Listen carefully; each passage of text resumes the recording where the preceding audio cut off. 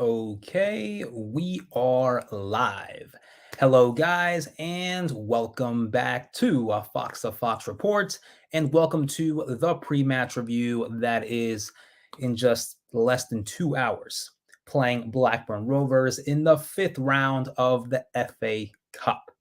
Now, I did do a live stream yesterday, but I later found out that it was mute. You couldn't even hear me, so deleted that. Decided to make this new one and try to get all this information in before the match starts. So going over what we had, what I discussed before, injuries. Tielemans won't be there. I think he's out for 6 to 8 weeks. I don't know if that's enough time for him to come back, at least for this season, and perhaps maybe the last time we have saw Tielemans play in a Leicester City jersey. Madison is in doubt for this match due to his knee. However, looking at the training videos that were posted on YouTube by Leicester City, it looks as though he may be fine. He looked fine to me when I looked at it. And Johnny Evans is slowly coming back, but won't be fit for this match. Maybe next week, a week or two, they are still analyzing that. So, yeah, that's pretty much what we have for injuries. And yeah, what's the plan for this tournament? It is the last hope. The last hope to go and chase a European spot in the Europa League. Carabao Cup is over. We don't have that. We may have a chance coming into, later on this season if we have, just if we play great, we'll have a chance of fighting for seventh place, which is the Conference League. But we do have this opportunity that is the FA Cup, and I personally want us to go and see how far we get. And luckily, if any hope, go in to qualify for the Europa League. Now, with our previous four matches, after we've signed Suter, Tete, and Christensen, who needs to be rotated? Out of the four matches, we won two, we lost two. Based on the previous two matches against Man U and against Arsenal, I've noticed that Castagna has been slacking as far as playing so many matches. So it's kind of acceptable to see him slowly become fatigued as far as chasing these players, fast players on Arsenal and Man U.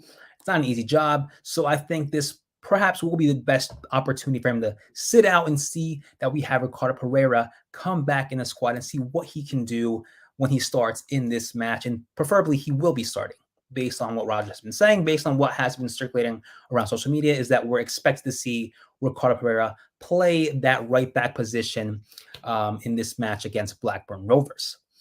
Other changes.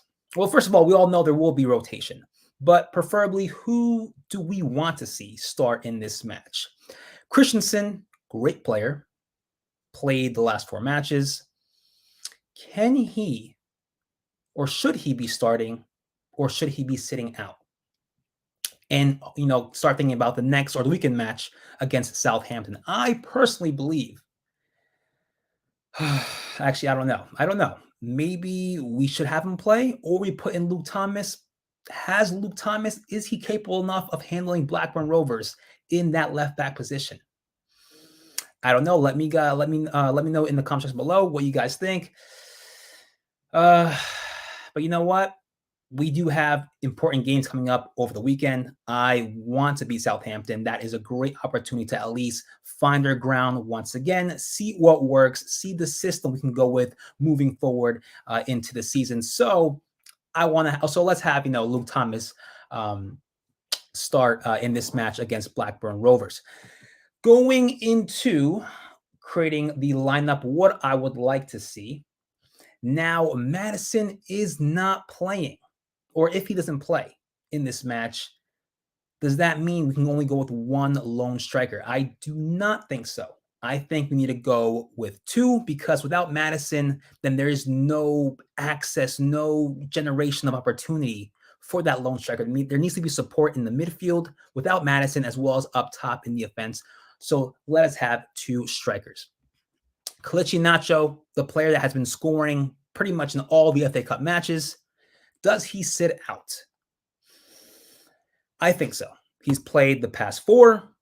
Let him rest. If anything, come on second half. and we'll put on right now, at the moment, we'll put on Jamie Vardy. Alongside, as we know, Patson Daka.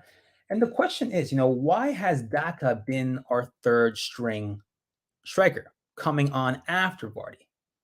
Still something I'm trying to figure out because Daka is obviously young, obviously has more energy, much more quicker than Jamie Vardy.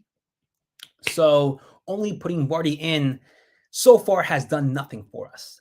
But this is not the league. This is the FA Cup match against Blackburn Rovers, where we are expected to win given how they are in the championship, but in fourth place. So we cannot, ignore that. But I'll get towards that later on in this stream. So as we have up top, Vardy and Daka. On the left, not changing it, it will be Harvey Barnes. So let's put in Harvey Barnes right there. Kiernan Dewsbury Hall, of course. We cannot, not have him there. And Tielemans is out. Like I said, let's put on Dennis Pratt. I mean, I don't know who else to put on. Either put Dennis Pratt or you put Samore. Now, we need a defensive midfielder, or at least someone who can play that dual offensive defensive end. Samore looks to be that kind of player. So, you know what? Let's put in Samore, and he has not started yet ever since his injury. So let's put in Samore. And then, as we know, the right winger is Tete. Okay, so going back to, like I said, do we rest Christensen or do we put in, or do we have him play? Is the question. Oh, man. Just for the sake of the season and what we still have to fight for, I'm going to put in Luke Thomas. Of course, that's just my opinion, but let me know what you guys think in the comments. Now, do we add Soyuncu center backs? Do we change it up? Soyuncu or Marty, or do we keep the same? I preferably will go with the same as we've been having. Fass and Suter. Sutar. Okay, and of course, as I said before, Ricardo Pereira is expected to be starting in this match, which is great to see, great to hear. Will there be some dual connectivity, some connection there between, obviously they're not, from the same nationality, but will there be a connection between Tete and Ricardo Pereira? Hopefully, we'll see how it works out. And of course, we have to put in Daniel Everson. So definitely a big opportunity for Everson. Did fairly well in the championship with Preston North End. So familiar perhaps with Blackburn Rovers and hasn't been playing since I think the match again. So last FA Cup round match. And some are pretty much very tired of Danny Ward. So let's see what Everson has to offer. But this is the lineup that I want to go with, as well as the formation. Let me know what you guys think. Leave it all in the comments section below. Jamie Vardy and Daka up top are the two big changes that I want to see. And going now into Blackburn Rovers. Undefeated since January. Have not lost a match. Currently fighting for the promotion spot in the championship. And do they kind of wing off this match and focus more on the weekend because they are playing Sheffield United, who are currently in second place on Saturday, early match. So do they not go all out in this match and focus more on a weekend match, or will they go all out on us? Given our record, given how we lost 2 matches in a row previously, they may, come with that motivation that they perhaps will get something out of this today at the KP. But we'll have to see. Like I said before, currently 4th in the championship. Notable players. From one person I know, Bertrand Diaz, great player, strong player, will definitely win balls in the air. And currently, let me go ahead and just share this right here. Currently, he has 11 goals in all competitions this season, 10 in the championship, and 1 in the Carabao Cup. But yeah, not very bad for a player who's obviously not only is he playing in Blackburn Rovers, but he's also an international player playing for Chile. That's also, like I said, one player to look out for, especially for corners, free kicks, anything. We'll have to see. And he also rested in the last match that Blackburn Rovers won, which was against QPR away. He didn't play that match, so perhaps they are saving him for this one against us. Now, I'm one to say, based off recent results, we haven't won the last 2 matches. The last match against Arsenal, what was that? There was no creation, no Maddison. And if Maddison is not present for this match, then there has to be some drastic change of formation because we cannot go with the same 4-2-3-1, but most importantly, not having one striker up top alone. Because without Maddison, then that striker will not do anything, will not produce anything because there is no flow in the midfield. There has to be much more support when Maddison is not present. And Blackburn Rovers, they didn't know they were in 4th place until recently. So we'll have to see what happens. It's a big challenge. Definitely not going to be easy whatsoever. The fact that they are undefeated since January, we have to see what happens. Players that have to really stand out. Tete, I mentioned it before. Great game against Aston Villa, but after that, against Tottenham, against Man U, against Arsenal, hasn't really done much since then. So this game will be a big opportunity to see, really, is Tete the player that we, hoped of having and can continue having and hopefully sign for the summer? We'll have to see. Now going into score predictions. So, like I said, tough match.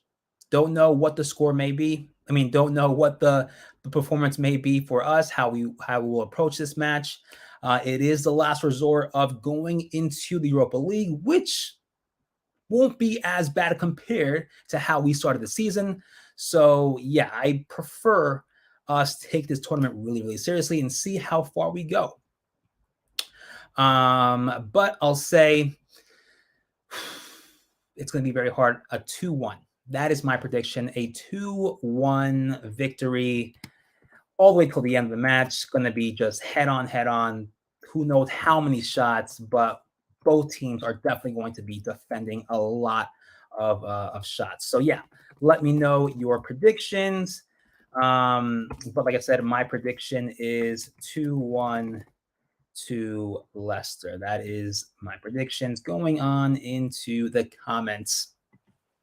John Rooney, hard luck for Blackburn. Me, little cousin first. Start hopefully on the bench. We'll see. It's going to be, I'm not too knowledgeable about Blackburn other than Brereton Diaz and George Hurst, who was playing for you guys, I want to say last 6 months ago or before the transfer window, actually. And then he went on over to a different club. But yeah, doing very, very well this season in the championship and probably will be very, very tough, very tough competition coming forth, the playoffs, if they don't make, second place or first place in the championship. But yeah, that table in championship is very, very close. I think from 3rd until 8th or 7th, it's very tight. So like I said, will they take this game seriously or will they focus more on Sheffield United on Saturday, where pretty much they have to win? Because if they don't, then that's will drastically change their position in the championship depending on other results. But that is all I have for this pre-match review between Leicester City and the Blackburn Rovers. Like I said, that's my prediction, 2-1. Let me know anything that you want to talk about of the match. I will be on after the match, hopefully to discuss which, hopefully will be about Leicester winning and qualifying into the next round, but we'll see. Besides that, leave anything you guys want in the comment section below, and I will get to that as quickly as I can. But I will see you guys next time.